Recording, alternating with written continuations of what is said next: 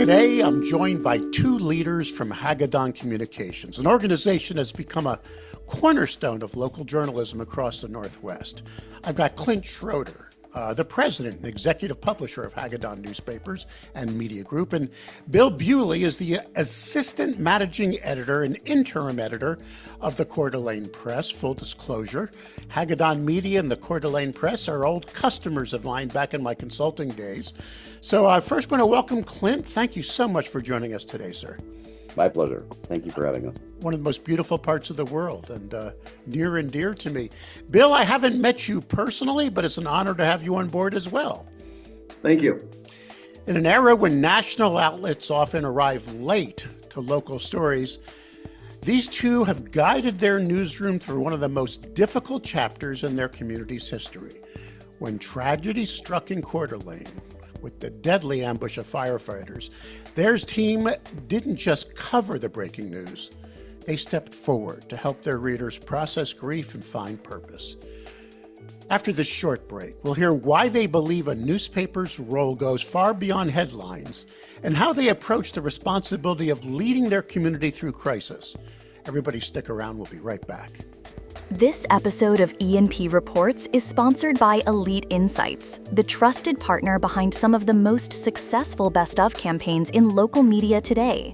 Elite Insights provides an easy-to-administer, self-serve platform that helps publishers generate new revenue, grow audience engagement, and capture valuable first-party data, all through the power of community recognition. Their software is designed specifically for local media companies, with user-friendly tools that make it simple to launch, promote, and monetize Best Of contests year after year. Publishers love how quickly these programs deliver results, not just for their bottom line, but also for deepening relationships with readers and local businesses. Elite Insights believes in supporting local journalism through tools that actually work, one publisher partnership at a time. To learn more, visit eliteinsights.io. That's eliteinsights.io.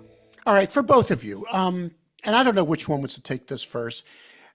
In the first hours, how did your newsroom learn about the shooting? And what was your immediate priorities as journalists? Bill, let me start with you, because I guess you're right there in the newsroom. What was it like when it first broke?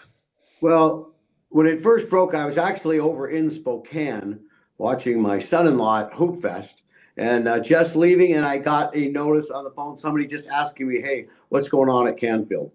And I said, I don't know, but I'll check. So I started quickly making calls, called the chief of police, called the fire chief, called the fire PIO to find out what was happening. And I got enough information at that point to call our copy desk person and gave her enough to get something online to get us started. Clint, you signed the letter that made many readers have praised you for its clarity and compassion. And we're going to share that on the landing page of this episode. Those that are tripping over this episode on Spotify or your podcast platform of choice, head to editorandpublisher.com/vodcasts to take a look at Clint's letter. When did you decide it was important for the publisher to have a voice alongside the new coverage itself? What was the timeline like for you, Clint? Well, that afternoon, as things were unfolding, it became relatively apparent that we needed to do something a little unusual, out of the ordinary. Normally, the Coeur d'Alene Press, it's a 7-day paper, but Monday is a digital-only edition. And we made the decision about 5 o'clock in the afternoon, while the events were still unfolding, to print and go to full, our full home delivery and single copy audience with a print and digital edition, in order to, I think, reinforce the importance of what we were doing and the critical nature of the tragedy itself. It just seemed like the right thing to do. It was a Monday then, and but your entire operations sector was used to not printing that day. How easy was it to throw the switch and get the presses going? That's a great question, and something that I hesitated on a little bit. I thought, man, it's going to be hard to get everybody in here, from distribution, pre-press, post-press, the press crew, the rest of the editorial team. Everybody came to the table. We made the call at about 5:30 in the evening. Bill and I had been in touch We all were in the office that night until it got done. In fact, I think Bill and I were here at the very, very end after the last papers went out the door at 2:30 in the morning or slightly thereafter. Nobody complained. In fact, all of our carriers that normally get the day off, everybody showed up, all but two, and those two were out of town. So it was a big effort and one that I'm very grateful for. Bill, I'm not familiar with your paywall strategy. It's all your content locked behind a paywall. And was that paywall in place during your coverage of this? No, it was not. You could read our coverage. All right. So you basically opened up the site as well as offered the print delivery on this day. I know that paper and I know that community, and this is a paper with a great community presence. Clint, how often do you write letters like this? This is one of the reasons you're on the show, because you guys, sent us your coverage, what you were doing, and normally we just post the news, but I wanted to do a deeper dive. These are the words that impacted me the most, Clint. You wrote to your audience, this isn't acceptable, this isn't normal, this isn't who we are. Why was it important for you to say that to your community, sir? Well, unfortunately, this area of the country makes national news occasionally, and almost in every occasion, it is not pleasant and not positive. So this time, I knew that we needed to do something, and we needed to make sure that everyone understood that this isn't what our community stands for. This isn't something that is normal or an everyday occurrence. It's not something that anybody took lightly. And I think it was really important for us to reinforce that message, because as those thoughts went through my head, that this is unfortunately another black eye for our community. I know that our readers were feeling the same way. And for us to stay in front of the tragedy with the news that our community was behind those first responders, and that we were going to do everything that we could to ensure that this situation doesn't define the community, was my top priority. We're going to, again, to our viewers and listeners, we're going to share that letter, please. It's very touching. What kind of response did you get, Clint? It was all very positive, of course. Everybody wanted to make sure that they weighed in, that we had done the right thing, and they appreciated the Monday paper, and that the national news outlets were picking up what we were doing, the photos that we were taking, the deep interviews that Bill and his team were able to get to that day and the following days. People appreciated that the voice of the community was right there along with the tragedy and the information itself. We've done a number of shows on this. We've had the Texas newsroom after the shooting at the school, and it hurts. It just breaks my heart. We had the fires in the LA area. One of the things we've heard, let me throw this question at Bill, is you got to make priority decisions, because suddenly, Bill, the national outlets are begging you. Correct me if I'm wrong. They don't care about your local work. They want you to help them do their job. How much was your phone ringing and your email inbox going? What was your world like as CNNs and MSNBCs and Fox Newses and Reuters are all reaching out to you? They weren't actually reaching out to us so much for help. They did want interviews. So they wanted to interview somebody at the press just about the community response, how people were feeling about this thing, what's the latest, what's happening. But nobody really asked us to give them any information, at least that I did not get those requests. So it was mostly they wanted your take on the community. Yes, yes, I think I did 4 interviews with different publications. All right, so let's talk about your team there, Bill. Local journalists are not just journalists, they're neighbors, they're friends, they're parents. How did you support the reporters? How were they reacting? What was the newsroom's, just vibe? Oh, the newsroom came right in. As soon as I heard about it, like I said, I knew this was going to be a big story and we needed everybody involved. So we called all the reporters I could, and some were out of range, some weren't. But no, they came right in. And Clint made it clear to us that this was more than a story of just people getting shot. This was a story about the community and how is the community responding to that. Clint, if I may quote your letter again, which really touched me, you're a great writer, sir. You asked the community to respond with purpose. Those are your words, not mine, and take tangible steps to heal. How's the healing going? Well, as you might expect, I think that it will take some time.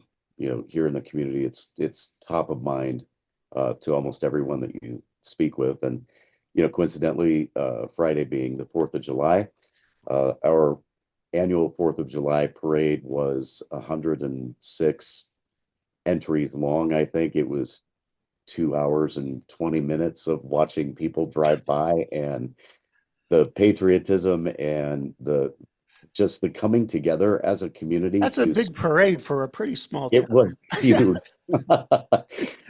It was huge. But I'll tell you, they went as far as the riderless horses, and really, really supporting the families of those that were impacted by the shooting, and even for the officer or the firefighter that is now still recovering.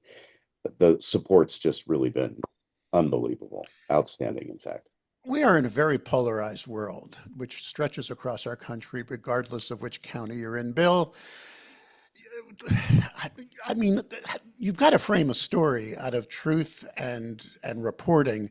Was there any disinformation going on? Was anybody politicizing this? Were there some stories and disinformation you had to tamp down, or is everything just that your community really just seek out the truth during this?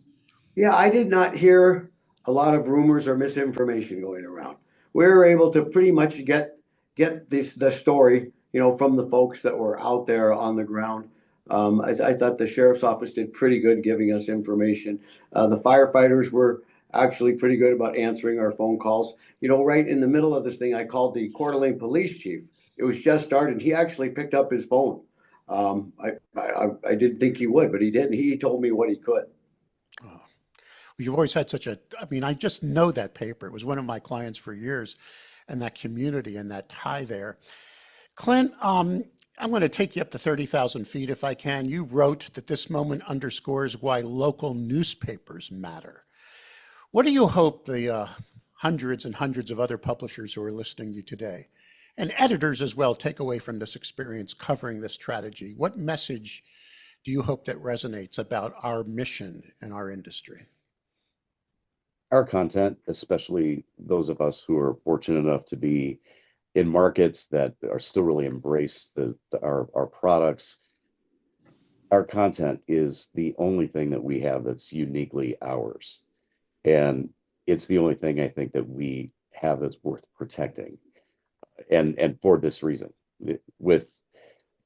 during good times, during bad times, we are the only ones that really speak for and speak to our community. And it's a two-way conversation.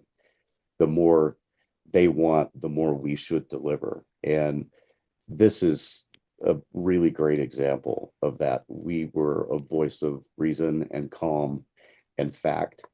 And really, how it was impacting the community was almost as important as what had happened, because shining the light on the really good things that people were doing, the fundraising for the families, the outpouring of just people wanting to help in any way that they could. We still had an active fire for 4 or 5 days after this incident, because the fire was part of this in the forest above Coeur d'Alene, and people were providing resources to the fire department, in ways that no one expected.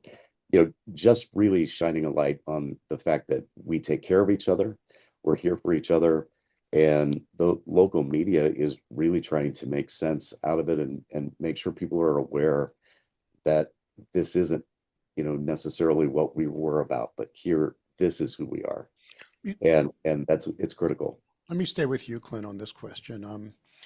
The sting of the crisis is still there in the community, but after the headlines fade, what does Coeur d'Alene Press plan to do to keep helping the community beyond this tragedy?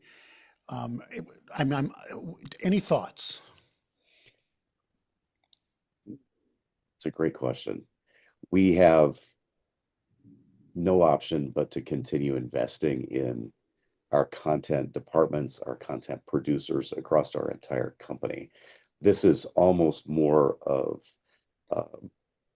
a mirror for ourselves as it is everybody else.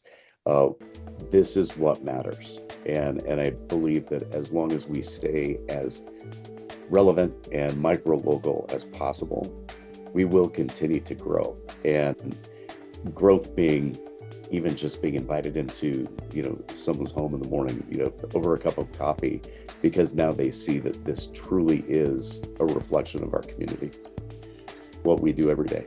Clint Schroeder, President and Executive Publisher, Hagedon Communications, Hagedon Newspaper and Media Groups. Bill Buley, Assistant Managing Editor and Interim Editor of an amazing publication, the Coeur d'Alene Press, and you have another title under your belt, the Post Falls Press. I want to thank both of you so much for your time, your coverage, your commitment to the industry, and more importantly, for telling your story to our audience. Thank you. Thank you. Thank you.